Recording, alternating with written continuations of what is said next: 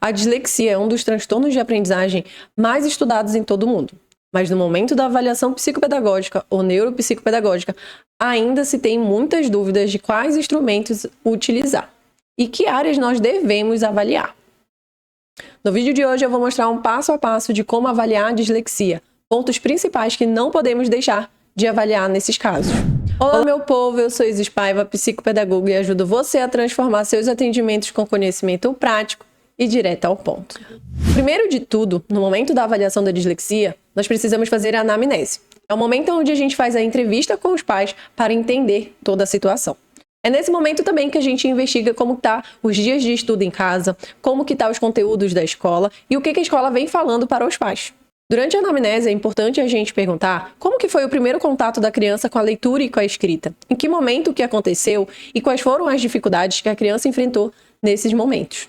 Depois de feita uma anamnese bem detalhada da gestação, do momento neonatal e de todo o desenvolvimento da criança até os dias atuais, nós partimos para a nossa observação clínica. É nesse momento que a gente avalia atenção, concentração e como que está a persistência dessa criança diante dos erros. Como que ela se sai quando ela erra, quando ela não sabe, se ela pede ajuda, se ela diz que não entendeu e pede para repetir. É esse momento também que a gente avalia a leitura, escrita. Muitas vezes as crianças que apresentam dificuldade na escrita e na leitura, elas tendem a adivinhar que palavra que ela está tentando ler, ou também soletrar. E é nesse momento que a gente faz a investigação de entender em que momento da leitura essa criança se encontra. Esse momento de investigação já nos dá muitas pistas se é uma possível dislexia ou não. O DSM-5 nos orienta a fazer esse levantamento de hipótese após o ciclo de alfabetização e após também o momento de intervenção durante 6 meses, focado nas dificuldades que a criança vem apresentando. Após esse ciclo de intervenção de 6 meses, a gente faz o levantamento de hipótese, faz uma reavaliação e assim a gente consegue fazer um levantamento de hipótese bem seguro. Além disso, durante essa etapa de observação clínica, nós precisamos também avaliar outros transtornos que podem ser confundidos com a dislexia. O TDAH pode ser um deles. E para fazer essa avaliação, a gente pode utilizar instrumentos normatizados como ETDAH-PAS, ETDAH-CRIAD e ETDAH2. Vale lembrar que todos os instrumentos que eu estou falando aqui você encontra no site das editoras. Outra coisa também, o passo a passo que eu estou passando aqui não é uma regra, mas é um caminho para você seguir. Lembrando que cada caso é um caso e cada criança tem as suas particularidades. Esses instrumentos de avaliação de um possível TDAH, eles complementam a avaliação de uma possível dislexia. Após a observação clínica, nós precisamos fazer a avaliação da leitura e da escrita. Nessa parte, a gente avalia a consciência fonológica. É nesse momento que a gente vai precisar avaliar se a criança identifica rimas, se ela faz segmentação silábica, e até mesmo manipular os fonemas de cada palavra.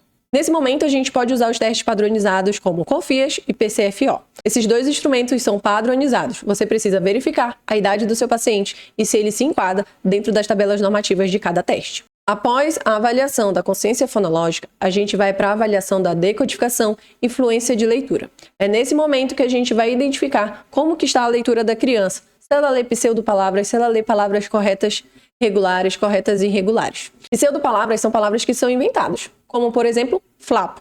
É nesse momento que a gente observa se a criança está acessando o léxico dela para fazer a leitura ou se ainda está usando a rota fonológica.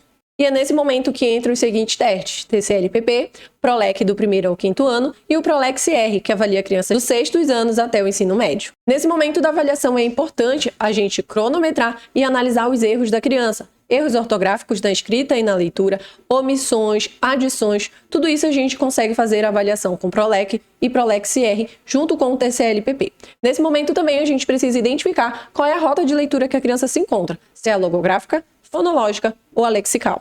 Lembrando que se a sua criança se encontra na rota lexical, significa que ela está alfabetizada. Esses instrumentos nos ajudam a identificar se a criança está realmente fazendo a leitura ou se ela está apenas adivinhando o que está lendo e se ela também está dando sentido para aquilo que ela está lendo. Por fim, mas não muito menos importante, a gente precisa avaliar a escrita, habilidade muito importante, tendo em vista que a dislexia ela também interfere na escrita da criança. Para avaliar a escrita, a gente tem testes padronizados, e para isso você pode estar utilizando o teste de escrita sob ditados das autoras Seabra e Capovilla, e você também pode estar utilizando o teste TDE2. Dentro do teste TDE2, nós temos os subtestes de leitura e de escritas, testes padronizados para a investigação e rastreio da dislexia. Nesse momento da escrita, a gente consegue avaliar as trocas, omissões e adições durante a escrita da criança. O teste de escrita sob ditado, ele é um norteador para a gente encontrar onde a criança está errando, quais letras ela está errando e quais ela está adicionando também. Não podemos esquecer que durante a avaliação da dislexia também, nós precisamos avaliar as funções executivas. Dentro da avaliação da dislexia, nós precisamos ter como base as habilidades pedagógicas, mas não podemos deixar de lado a avaliação das funções executivas. Precisamos avaliar a memória de trabalho e aí a gente pode usar cubos de Cosse e expande-dígitos para avaliar essa memória de trabalho e entender como que está esse processo. Precisamos também avaliar planejamento, sequenciação. Nesse momento, nós podemos utilizar o protocolo IAR, dependendo da idade do seu paciente. Podemos fazer atividades qualitativas para a criança organizar dias das semanas, meses, para identificar como que está todo esse processo de identificação. Dias da semana, meses, ano, tudo isso a gente não pode deixar de avaliar também. Lembrando, é muito importante você fazer a aplicação de testes padronizados e qualificados para dentro da idade da sua criança. Dentre eles, nós temos o TDE2, Confias, TCLPP, PROLEC do 1º ao 5º ano, PROLEC-CR do 6º ano ao ensino médio e o DINOI. O DINOI ele é voltado para a compreensão leitora.